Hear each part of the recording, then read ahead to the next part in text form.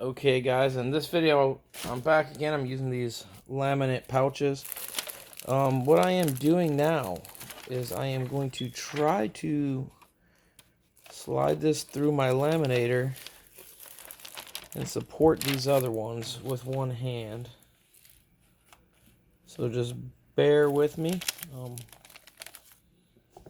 Hope it works. Wish me luck.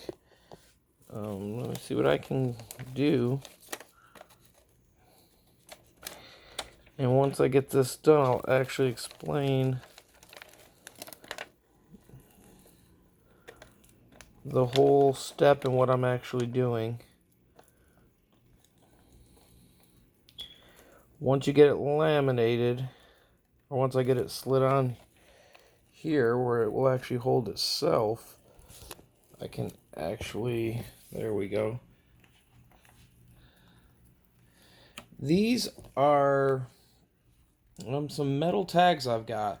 And so what you can do with these metal tags, and I'll show you guys as soon as it comes through this laminator, is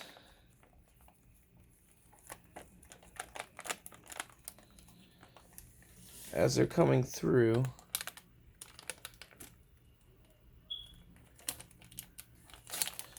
and the nice thing is it didn't hit all of it perfect. So with the laminator, you can actually run it back through. There is no limit. You can also heat press them if you wanted to. But what I'm doing with these is the same method where I showed you guys before in the other videos on just laminating one side to make a coaster. This is pretty much the same thing, except what I'm doing is with these pieces,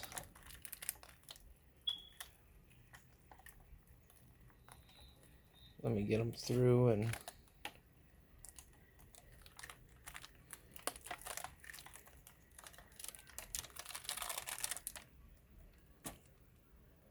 these back end ones I didn't laminate as good. They're slowly getting there.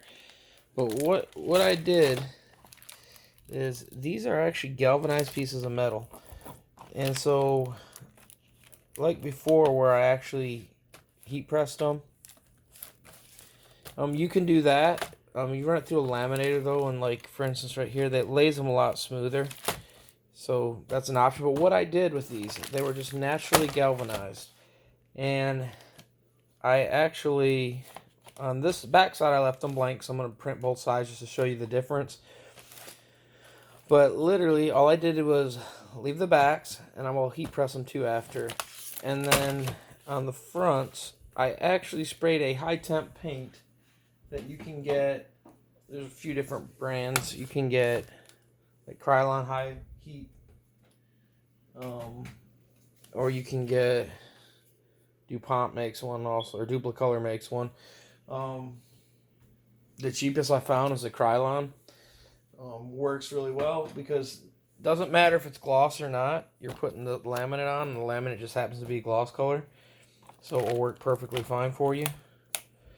But what you'll do is, if you paint them white, that will give you the white color, so then it will look just like sublimating any other thing out there. But you'll just trim them out, and then you've got pretty much Christmas blanks, or whatever you want to use them for, gift tags, greeting cards, anything you want, you can sublimate. So what I'm going to do now is we're going to cut them out, and we'll be back. Alright guys, now I'm back. Now here's what I'm doing now. This is just to show you. So pretty much if you don't have a thermal printer or a thermal laminator, you can use the heat press. It's honestly just as easy. You'd put the sheets in, and honestly, before you would press them anyways, I would probably use the heat press anyways, just because you can get a little bit more pressure on them and get them to lay smooth. But literally what I'm going to do is we're not going to latch it because I'm not going to go the full time. We're just going pretty much just to make sure they're pressed down, holding tight. And what I'm going to do is I'm going to show you guys, I just did a few a second ago.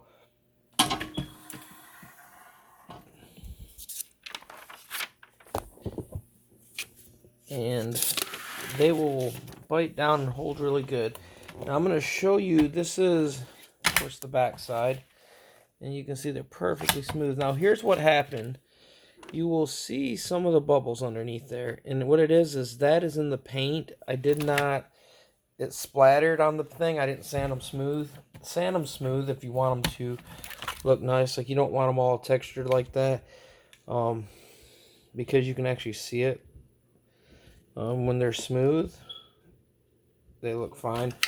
But like I said, that's just a little quick tip, I guess you'd say. And like I said, what you're going to do though, guys, is you're going to press these to make sure you get them both sides sealed. Just, if they're not to your liking, redo it. And what you'll do is also you'll trim around the edges of these so you don't leave the plastic on it. And once you do that, they're ready to sublimate. So what I'll do is trim one up real quick and try to find something to throw on there. So just 1 minute, guys, and we'll be right back. Alright guys, we're back. Couldn't find nothing, so what I'm going to do is use the Banana and Pickles logo. But now what I will say, when you laminate anything, like where this is laminated, if you don't cover the whole thing with the paper, like for instance right now when I put this on, when I put this right here, what's going to happen is everywhere around the edge of this, you're going to see an indentation in it. So you're better off using a full piece of paper over it. So like if you're doing this, just cut your paper a lot bigger. Don't cut it close like that. The only reason I did that is I don't have anything sitting around here with anything printed on. And I'm just trying to do this video really quick for you guys. So what I'm going to do too is I'm going to trim just the top. Now you can actually, if you want, you can tape this down. I'm not going to. Cover paper. We're doing around 400 for around 45-50 seconds. What I have to do, there we go. Let's reset that. So bear with me and we'll be right back when the time runs out. Alright guys, we're back.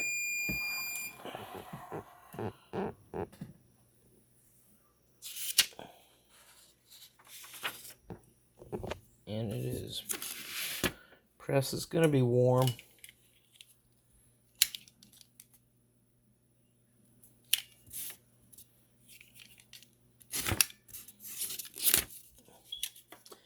And so that is what it looks like, guys.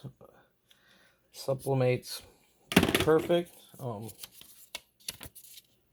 The paper actually barely shows that the ink came off, but it's on there, good. Now what I'm going to do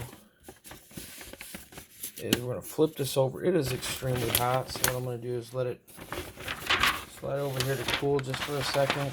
What we're going to do is we're going to do the back side too to show you so you can see what it looks like on both sides. We just have to let it cool. So give it a second to cool, and we'll be sublimating the back side too. Alright guys, while we're letting it cool, I want to show you guys something. I don't know if you can pick it up. So if you see around it, you can see the paper mark. So like right up in here, you can follow the line. When the light hits it a certain way. That's what I was saying about you want to run the paper all the way over the whole thing. Like I said, in general, you don't notice it from a distance. But when the light hits it a certain way, you do. It's the same thing with the bubbles. Make sure your paint's flat, sand it if you have to. I was in a rush, didn't really care. It's cooled down enough for me. So now we're going to flip it. Make sure you have paper down, because if you don't, it can let the dye sublimation transfer. And a little thing you can see, not that noticeable, it might not pick it up on camera. This is the one we subbed. This is the one that's not. You can see the difference. This looks like a brown pickle. This is a dark green pickle. Just kind of to show you what, sometimes when the ink comes off, you might not notice it, but if you look close, you can see little things like that. We're going to place this one right here, about like that. I'm fine with it. These are just a sample to show you guys. Again, you can always tape these if you really wanted to. I'm not going to. I don't really feel the need. I don't get ghosting with it really either, so I'm kind of content with that. And again, we're going to do the back side, 45 seconds or around 390, 400. We'll be right back. Alright guys, we are back. We did the back side. I can see it through the paper already, so I know it's going to be good and done. Pretty warm. So what I'm going to do is try not to get burnt. Get the paper off of it as quick as I can. And I'm going to slide it over here on the little tile thing. There's a purpose of putting paper on underneath it. You can see that transferred the back image a little bit because it's going to. And there is the front. And like I said, if you look, you can see around the edge where I didn't cut the paper all the way past the thing. So it shows up on there. I said that would happen.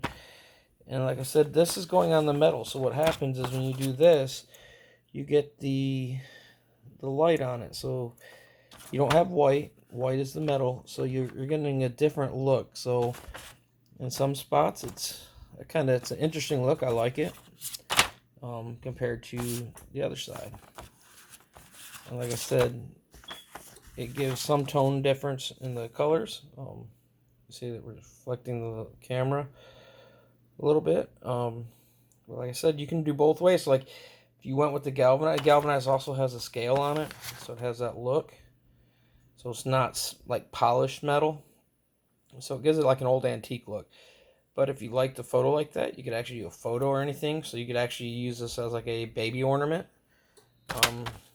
Hang it. You could put like baby's first Christmas. You can do a family portrait for a Christmas ornament.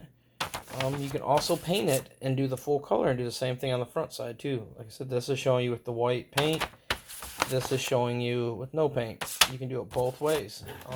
You can get them also in rectangles, so you can do it that way too. Hope you guys like this video. If you don't mind, give it a thumbs up, like, subscribe, and follow. Thank you guys for helping me get to the numbers we're hitting. Hopefully by the time this video airs, we will be near 800, so we're almost there to 1,000. Thank you guys so much again. Continue to like, subscribe, and follow. Although if you guys got any questions, just leave them below. Wall 2413, I'm out.